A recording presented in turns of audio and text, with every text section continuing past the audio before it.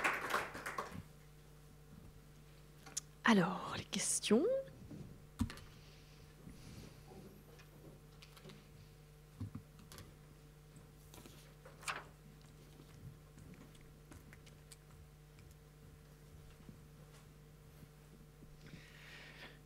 Merci beaucoup pour la présentation. J'ai juste une question. Est-ce que vous avez des hypothèses concernant les raisons de cette... Parce que la conclusion à laquelle vous arrivez, c'est que du coup, l'émission dont vous parlez a tendance à évacuer la controverse ou à la mettre au second plan ou à s'en servir simplement de support, ce qui n'est pas forcément la manière privilégiée de traiter de ce genre de jeu par la presse spécialisée ou généraliste. Est-ce que vous avez des raisons pour expliquer pourquoi finalement la controverse tient si peu de place dans ces émissions? Est-ce que c'est dû à la personnalité du journaliste dont vous parlez ou à d'autres facteurs? Je répondrai sur deux horizons, c'est-à-dire qu'à l'écoute du contenu des sujets qu'on a fait, d'autres chroniques aussi que Laurenceau a pu faire dans la matinale de Couleur 3, dans lesquelles il vient présenter les sujets qu'il va pouvoir traiter dans son émission en fin de semaine. Ce qu'on entend là, c'est cette logique de pouvoir valoriser le jeu vidéo pour ce qu'il propose lorsque c'est intéressant. Je rappelle bien que lorsqu'il parle de Hatred, il dit qu'il a hésité à en parler parce qu'il a peur qu'au fond, on parle d'un jeu qui n'en vaut vraiment pas la peine, mais il ne le dit pas explicitement, mais c'est sensiblement, visiblement quand même lié à la question de la violence. Donc quand on écoute ce qui est énoncé et comment c'est énoncé, on sent que c'est parce que l'intérêt et l'angle de l'émission, point barre, c'est clairement de valoriser le jeu pour le jeu, dans ce qu'il a d'intéressant ou pour critiquer ce qu'il a d'inintéressant.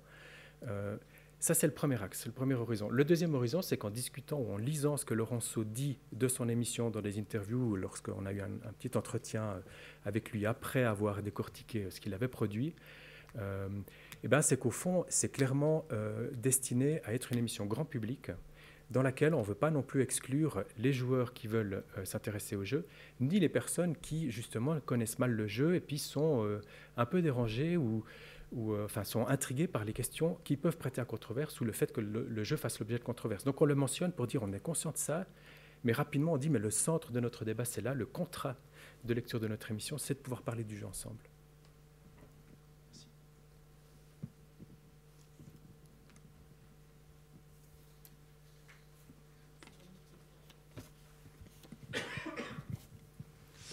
Merci pour cette présentation, c'était très intéressant. Je rebondis un petit peu sur ce que tu viens de répondre à la question. Moi, ça m'a fait penser aux polémiques autour de l'affaire Quantic Dream et au test des jeux Quantic Dream, du jeu Quantic Dream qui paraissait peu de temps après cette polémique.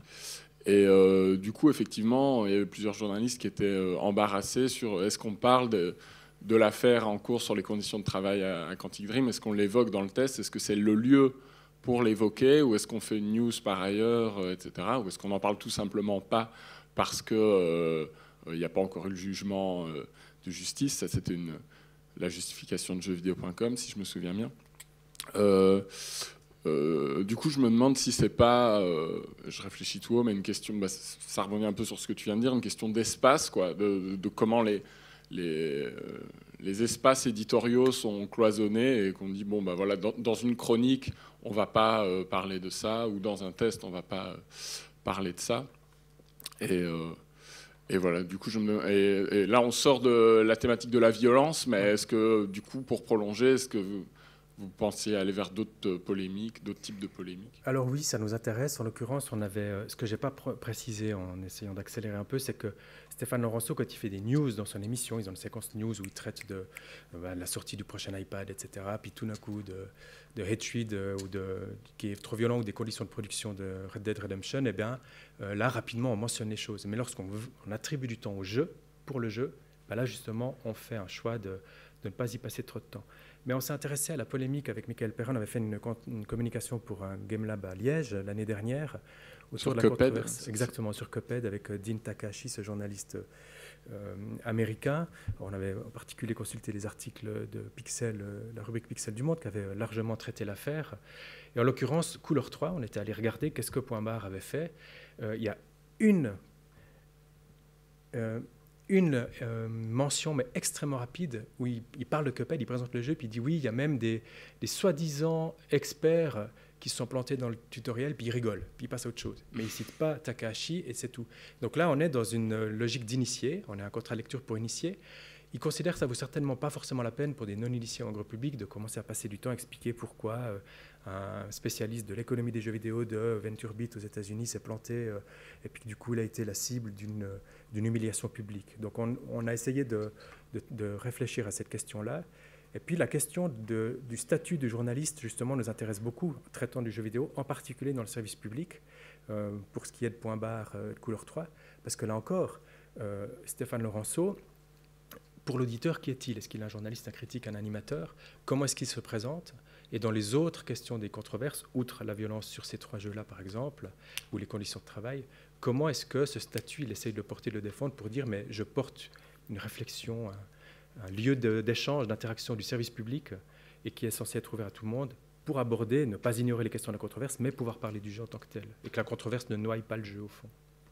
Il y aura des parallèles à faire avec la Belgique, parce qu'on n'a pas de médias spécialisés non plus, et donc on a aussi ces figures de journalistes un peu généralistes et en même temps un peu spécialisés. Oui.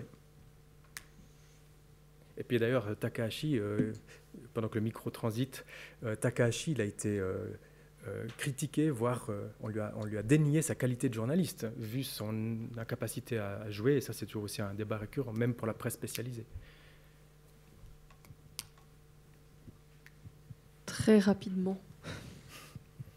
Merci. Ça me fait penser au fait qu'à une certaine époque, du moins dans les années 90, la controverse vendait. Donc, par exemple, je pense à Mortal Kombat. Donc, l'ultra-violence, c'était presque le point de vente. Donc, à partir du moment où les mères américaines se fâchaient pour qu'on enlève le jeu, c'était un point de vente. Mais dans le cas d'Hatred, c'est ce que la compagnie souhaite vendre, mais on veut éviter qu'ils vendent à cause de la controverse. Je pense que, à mon avis, c'est comme une très bonne stratégie. Puis là, en fait, j'ai pas de questions. Je viens de me rendre compte de ça. Mais, ouais, voilà. Désolé. Oui, c'est une vraie question. Ouais. La controverse, est-ce qu'elle a un but? Est-ce qu'elle sert quelque chose dans un discours qui est porté par un développeur, mais aussi par un média? Et puis, comment est-ce qu'elle est traitée aujourd'hui différemment? Parce que quand Red Dead Redemption ou GTA sortent, y a déjà des spécialistes qui disent c'est bien parce qu'on parle quand même du jeu, même dans les médias grand public, on ne parle pas uniquement encore de la controverse, qui était le cas il y a quelques années plus tôt. Là, le jeu et la qualité du jeu commencent à intéresser tout public. Le fait que le journal de 19h30, le téléjournal La Suisse romande, fasse quand même un sujet de 4-5 minutes ou 3 minutes dessus, c'est pas anodin quand même non plus. Et donc, en détruisant le gameplay, on empêche que la controverse vende le jeu. Dans le cas des trades, là, mais voilà. Ouais. Merci encore.